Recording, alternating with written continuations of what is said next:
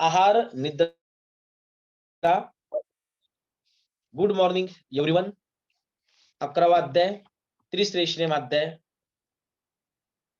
चरक संहिता सूत्रस्थान. श्लोक नंबर देखिए, श्लोक नंबर 35.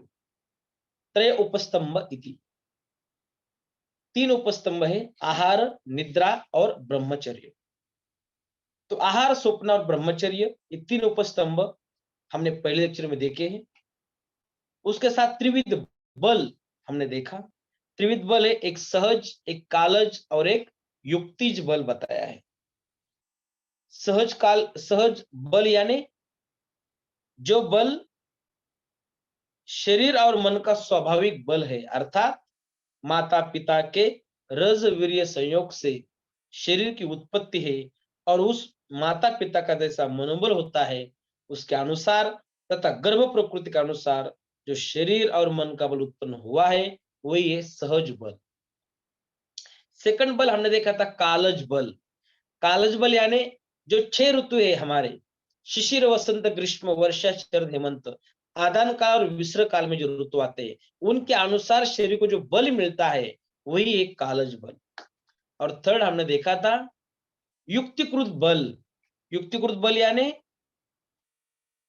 पुनस्तद्याहार चेष्टा योगजम, जो घृत, दुग्ध आदि पौष्टिक आहार, व्यायाम आदि चेष्टाओं तथा रसायन वाजीकरण योगों के प्रयोग से उत्पन्न किया जाता है वही है युक्तिकृत बल. त्रिविध बल एग्जाम में आ सकता है. त्रिविध बल कौन से है? तो सहज, कालज, युक्तिकृत. आपको जो पाठांतर दिया है मैंने 96 पेज का, उसमें इसका वर्णन किया है. सहज बल किसे कहते, कालज बल किसे कहते, युक्तिकृत बल किसे कहते. सहज में शरीर सत्वयो प्राकृतम, कालज कालकृतम ऋतु विभागजम वयः कृतम च, और युक्तिकृत पुनः तद्यत आहार चेष्टा योगजम. Important line. नेक्स्ट श्लोक देखिए, श्लोक नंबर 3 आयतन, 3 कारण बताए यहां. त्रिण्या आयतनानि अर्थानाम कर्मण कालस्य च अति योग अयोग मिथ्या योग. अभी 7 त्रिक बताई यहां, 7 प्रकार के त्रिक.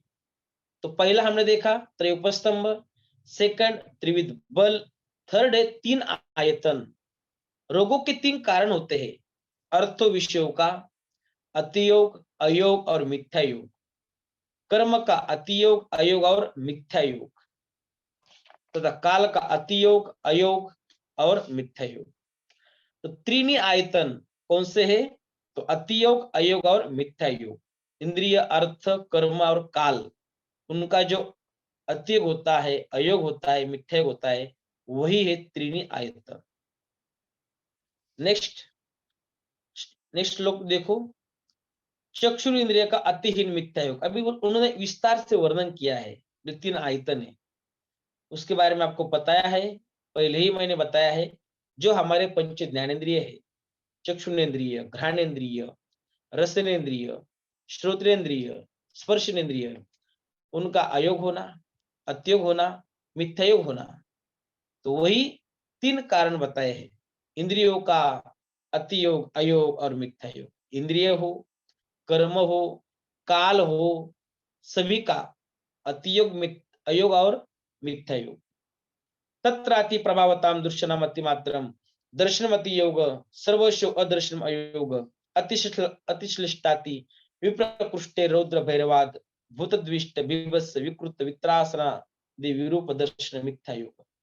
अभी मिथ्या योग बताया है चक्षुरेंद्रिय का, नेत्र से अधिक चमकने वाले सूर्य, अग्नि आदि दृश्य को अधिक देखना, रूपों का नेत्र के साथ अतियोग है. नेत्र के रूपों का सर्वथा न देखना या अल्प देखना, रूप का नेत्र के साथ अयोग है.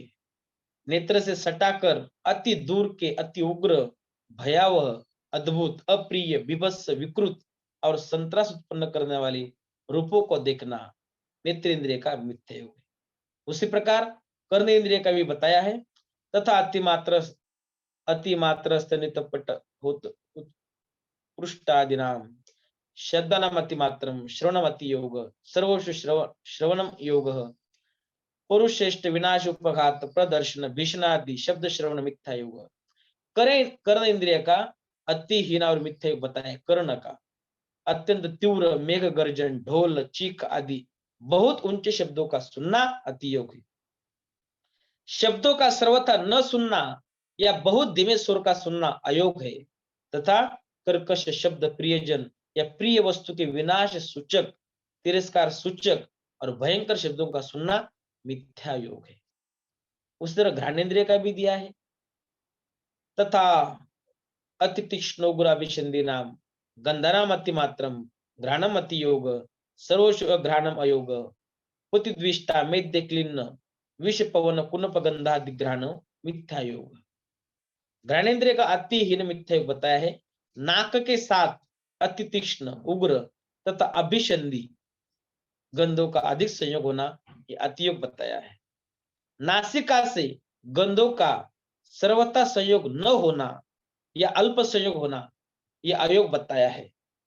और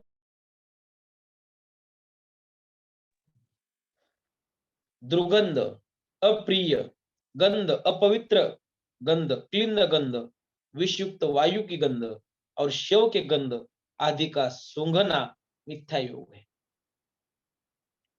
रसेंद्रिय का भी अतिहीन मिथ्या योग बताया है।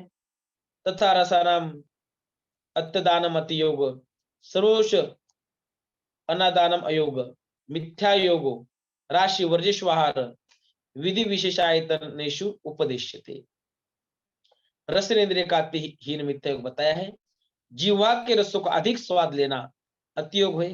रसों का जीवा से सर्वथा संयोग न होना या अल्प संयोग होना अयोग है। और रसों के मिथ्या योग का उपदेश आहार विधि विषयायतन में हमने देखा है। मिथ्या योग जिनमें कोई अच्छी तरह से रसता ही नहीं रसहीन हुआ है उसे बोलते हैं मिथ्या योग।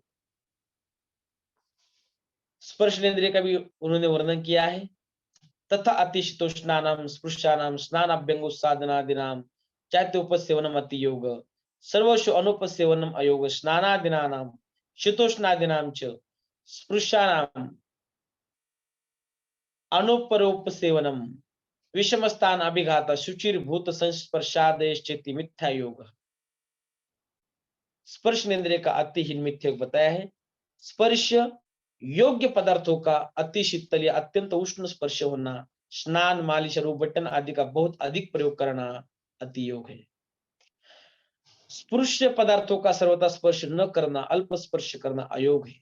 और स्नान अभ्यंग आदि का तथा शीत उष्ण आदि स्पर्शों का बिना किसी क्रम के सेवन करना ऊंची नीची विषम जगह पर बैठना चोट लगना अपवित्र वस्तु तथा रोगजनक कीटाणुओं का स्पर्श होना आदि स्पर्शनेन्द्रिय का मिथ्या योग है। इसमें इंपॉर्टेंट क्या है? त्रीनी आयतन इंद्रियार्थ का अतियोग अयोग और मिथ्या। एग्जाम में प्रश्न आया कि त्रीनी आयतन कौन से है? तो इंद्रिय का अतियोग अयोग मिथ्या योग इंद्रिय हो कर्म हो और काल हो। अब स्पर्शनेन्द्रिय का श्लोक नंबर 38 देखिए। तत्र एकम स्पर्शनम इंद्रियाणाम इंद्रिय व्यापकम चेत समवायी स्पर्शन व्याप्तिर व्यापकम अपि सचेतः तस्मात् सर्वेन्द्रियाणाम व्यापक स्पर्श कृतयो भाव विशेषः सो अयम अनुपशयात पंचविध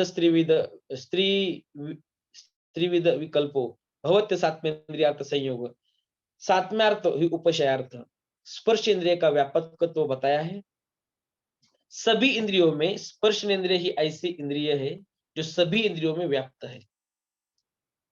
largest gland of the body क्या है? कौन सी ग्लैंड बताइए? एमसीक्यू है। लार्जेस्ट ग्लैंड लार्जेस्ट ग्लैंड है largest organ of the our body. Skin skin बताया है। तो स्किन का स्पर्शनेन्द्रिय का व्यापकत्व तो बताया है। Skin is the largest organ of the body. Exam का प्रश्न है। तो स्पर्शनेन्द्रिय का व्यापकत्व तो बताया है। सभी इंद्रियों में स्पर्शनेन्द्रिय ही ऐसी इंद्रिय है जो सभी इंद्रियों में व्याप्त है। तो इंद्रिय का मन से समवाय संबंध रहता है। यद्यपि मन अन्न होता है, किंतु त्वचा के समस्त शरीर में व्याप्त रहने से मन समस्त शरीर में व्यापक है। अर्थात स्पर्श इंद्रिय के द्वारा ही मन की सर्व शरीर में गति है। इसलिए सभी इंद्रियों का व्यापक रूप से जो स्पर्श होता है वह अनुपशय से पंचविध और विविध विकल्प का होता है। इसे आज असात्म इंद्रिया का संयोग कहते हैं। सात्म्य का अर्थ उपशय होता है। तो यह स्पर्श इंद्रिय का व्यापकत्व तो बताया है। श्लोक नंबर 39 कर्म लक्ष्य और उसका अतियोग अयोग तथा मिथ्या योग बताया है।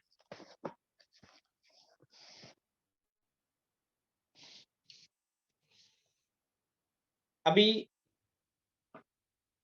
हमने जो देखा इंद्रिय, उनके विषय, उनका अतियोग अयोग मिथ्या योग, श्रोत्रेंद्रिय, स्पर्शेंद्रिय, रसनेन्द्रिय, चक्षुरेंद्रिय और घ्राणेन्द्रिय।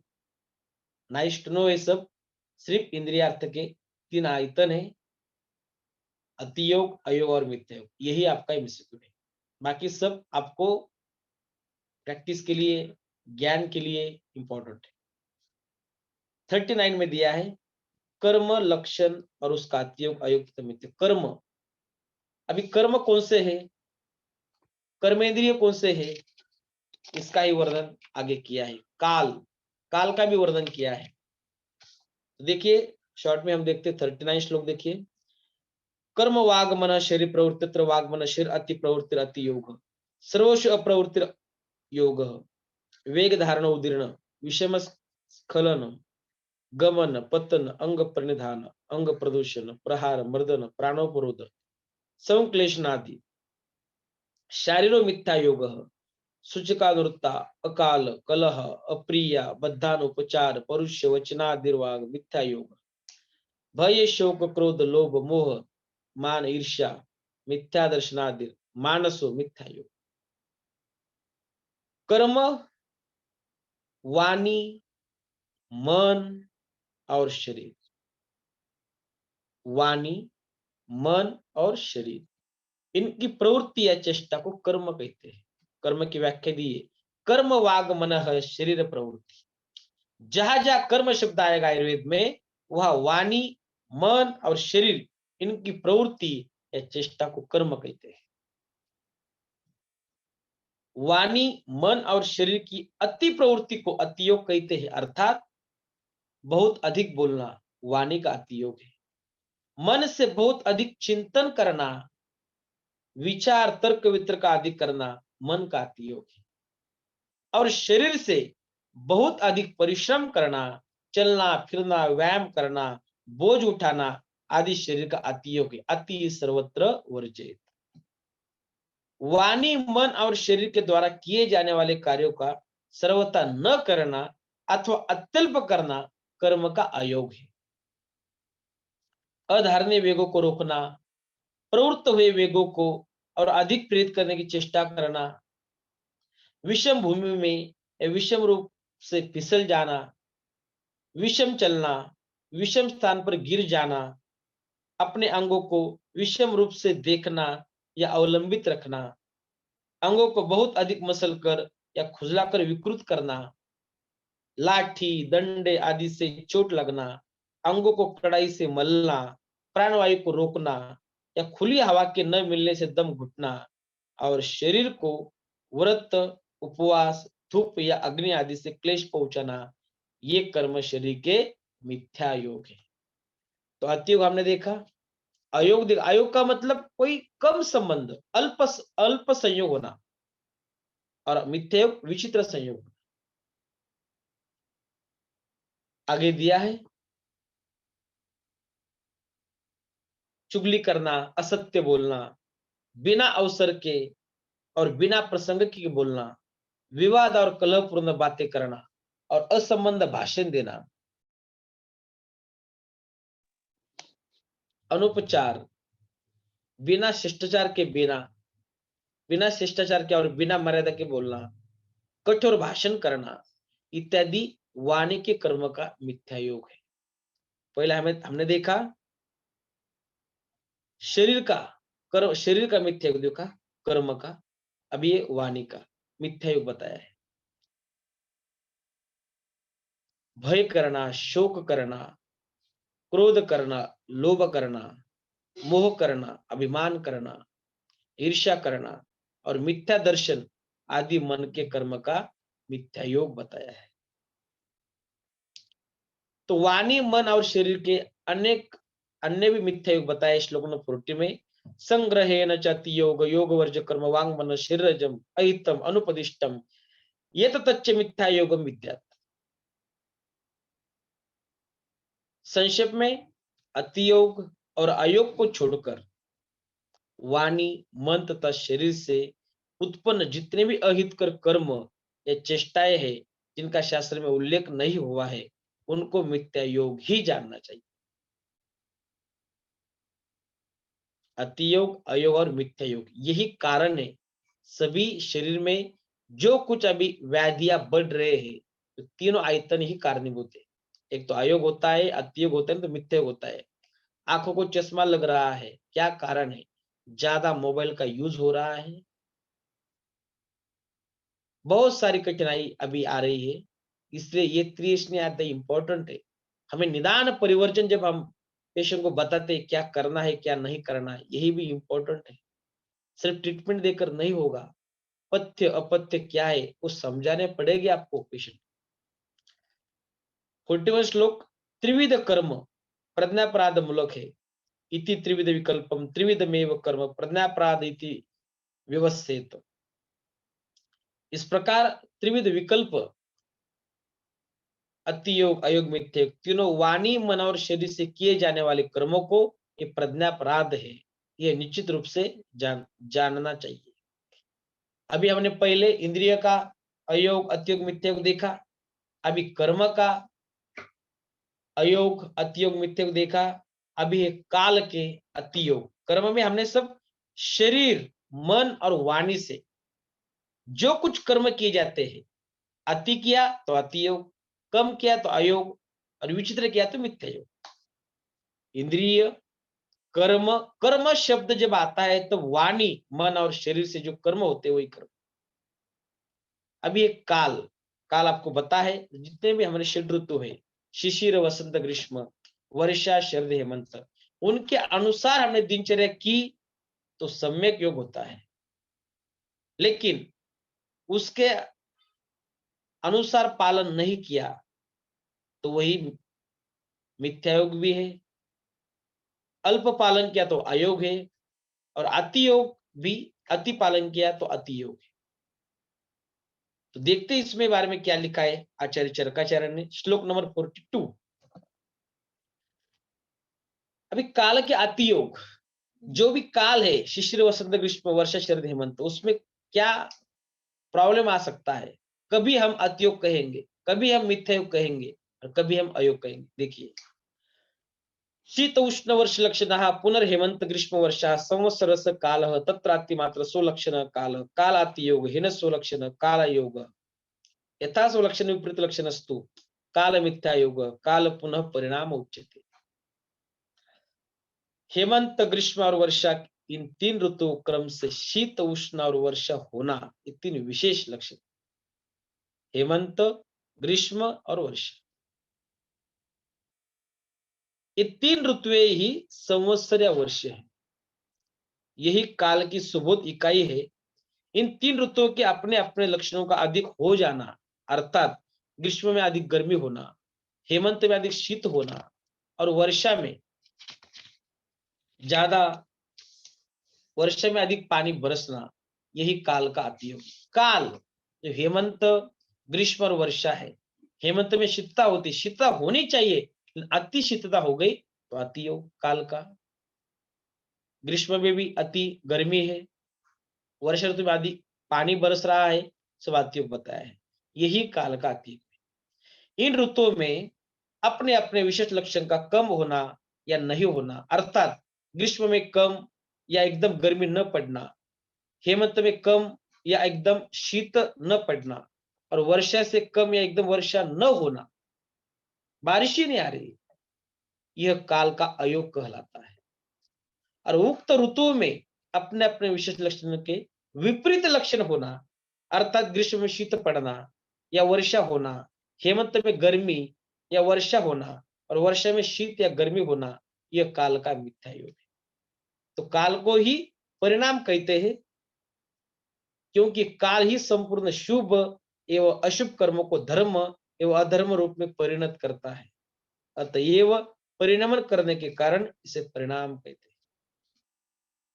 हमने देखा है जनपद ध्वंस, जब देश, भूमि, काल और जल दूषित होते हैं तभी जनपद ध्वंस होता है। अभी हमने कोविड में देखा, कोरोना, वहां वायु ही दूषित हुआ था, सभी हम स्पर्श भी नहीं कर रहे थे, बराबर है। देश, काल, जल, देश, काल, जल और वायु, चार जनपद उसके कारण बताए हैं। तो वही है, हमने देखा इंद्रिय, कर्म और काल का अयोग, अत्ययोग और मिथ्या योग। श्लोक नंबर 43, इति सात्मेन्द्रियात संयोग प्रज्ञापराध परिणामश्चेति त्रयस्त्रिविध विकल्पा हेतु विकाराणां समयोग युक्तास्तु प्रकृति हेतु भवन्ति। रोग तथा आरोग्य के कारण इस प्रकार असात्म इंद्रियार्थ संयोग, प्रज्ञापराध और परिणाम, यही तीनों तीन प्रकार से होकर अतियोग, अयोग, मिथ्यायोग से होकर सभी तरह के रोगों के कारण होते हैं। और जब ये तीनों इंद्रियार्थ संयोग, प्रज्ञा और काल संयोग वाले होते हैं तो प्रकृति के कारण होते हैं। अभी आगे है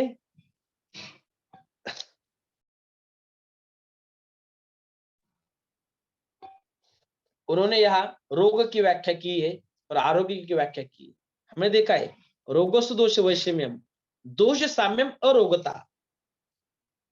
जब समावस्था है तब निरोगी अवस्था है, जब विषमता है दोषों में तब रोगी अवस्था है। तो यही उन्होंने असात्म इंद्रियात संयोग, जो इंद्रिय है हमारे, उसके साथ संयोग अच्छे तरह से नहीं है, प्रज्ञापराध, प्रज्ञा का अपराध और परिणाम, काल का परिणाम, ये तीनों ही प्रकार हमें प्रकृति के लिए इंपॉर्टेंट है। श्लोक नंबर 44, युक्ति की उपयोगिता बताइए।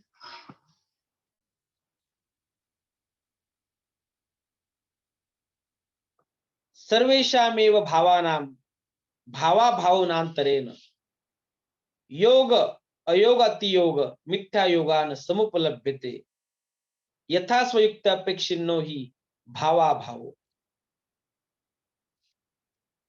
युक्ति की उपयोगिता, सभी भाव पदार्थों की विद्यमानता या उनका अभाव होना, ये दोनों बातें योग, अयोग, अतियोग और मिथ्यायोग के बिना नहीं दिखाई देती, क्योंकि वे दोनों अपने अपने विशेष कारणों की युक्ति की अपेक्षा करते हैं। ठीक है, नाइस टू नो। नेक्स्ट श्लोक नंबर 45, त्रिविध रोग बताया है, त्रय उपस्तंभ, त्रिविध बल, त्रिनी आयतन और चौथा है त्रिविध रोग। ये इंपॉर्टेंट है, बाकी आगे अगला पहला जो था वो सब नाइस टू नो है। त्रिविध रोगे निज आगंतु मानसा तत्र निज शारीर दोष समुत्तः आगंतुर्भूत विश्व अग्नि संप्राहारादि समुत्तः मानस पुनर्दृष्टस्य लाभ लाभाश्च निष्ठस्य उपजायते। तो त्रय रोगाः, तीन प्रकार के रोग बताए हैं, निज, आगंतु और मानस। निज, आगंतुक और मानस। निज रोग उन्हें कहते हैं जो शारीरिक दोष वात, पित्त, कफ के विकृत होने से होते हैं।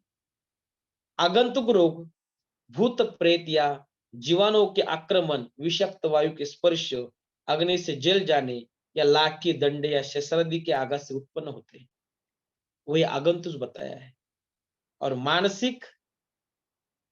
मानसिक रोग मन के अनुकूल वस्तुओं के न मिलने से तथा अवांछित अप्रिय वस्तु की प्राप्त होने से होते हैं। तो त्रिविध रोग निज, आगंतुक और मानस आपको सबको पता है। निज जो दोषों से हमारे शरीर में विकृति होकर जो उत्पन्न होते हुए निज है। आगंतुक बाह्य आघातज कारणों से जो व्याधि होता है, जो रोग होते हुए आगंतुक। और मानस जो मानसिक विकृतियों के कारण जो व्याधि होते वही मानस।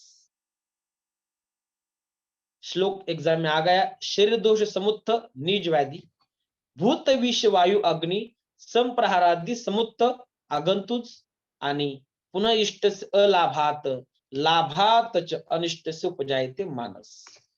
आगे चलो, अभी आगे मानस रोगों की सामान्य चिकित्सा बताई है। मानस रोगों की चिकित्सा संक्षेप में बताई 47 में। उसके बाद 48 में त्रिविध रोग मार्ग है, वो इंपॉर्टेंट है। उसके पहले 46 लोग देख लीजिए एक बार।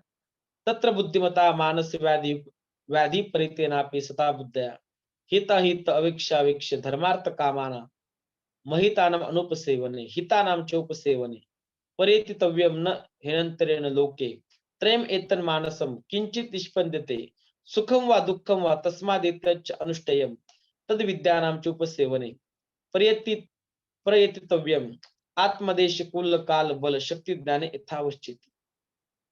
बुद्धिमान व्यक्ति मानस रोग से पीड़ित हो तब भी उसे चाहिए कि वो अपनी बुद्धि से हित और अहित की बार बार समीक्षा कर अपने को अहित कर धर्म अर्थ और काम के सेवन से दूर रखे तथा हितकर धर्म अर्थ एवं काम के सेवन में प्रयत्नशील बना रहे, क्योंकि संसार में चाहे मानस सुख या दुख भी हो, धर्म अर्थ और काम के बिना नहीं हो।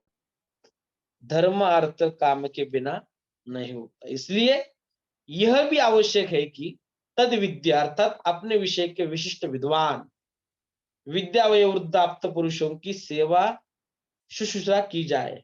अतः एतदर्थ प्रयत्न करना चाहिए और आत्मज्ञान, देश ज्ञान, कुल ज्ञान, काल ज्ञान, बल ज्ञान तथा अपनी शक्ति का ज्ञान यथार्थ रूप में प्राप्त करने के लिए भी सतत सचेष्ट रहना चाहिए। जिनको ही मानस रोग हुए, हमें साइकेट्रिक, हम सभी तरह अभी साइकोलॉजिकल सब स्टडी हो रहा है, साइकेट्री में एमडी भी हो रहा है। मानस साइकोलॉजिकल डिसऑर्डर में कितने गोलियां कितना क्या क्या देते हैं, लेकिन आयुर्वेद में तो कोई गोली का तो उल्लेख भी नहीं किया है। मानस रोग में सिर्फ आश्वासन, चिकित्सा और धर्म अर्थ काम और मोक्ष जो 4 पुरुषार्थ है उनके लिए हितकारक आचरण बताया है, वही मानसिक चिकित्सा बताई। हम देखते हैं साइकेट्रिक डिसऑर्डर में कितने सारे गोलियां चालू है। आप देख लीजिए, सभी बाहर कितनी सारी ओपीडी होती है। तो मानस रोगों का सामान्य चिकित्सा ही दी है, आपने सबने पढ़ना चाहिए और इसी तरह ट्रीट करना चाहिए। धर्म अर्थ काम का सम्यक योग मन को निर्दोष बनाता है। इसलिए त्रिवर्ग के रहस्य को जानने वाले अनुभव वृद्ध जनों का सत्संग कर, उनकी सेवा कर, आराधना तथा सत्कार कर, उनसे आत्म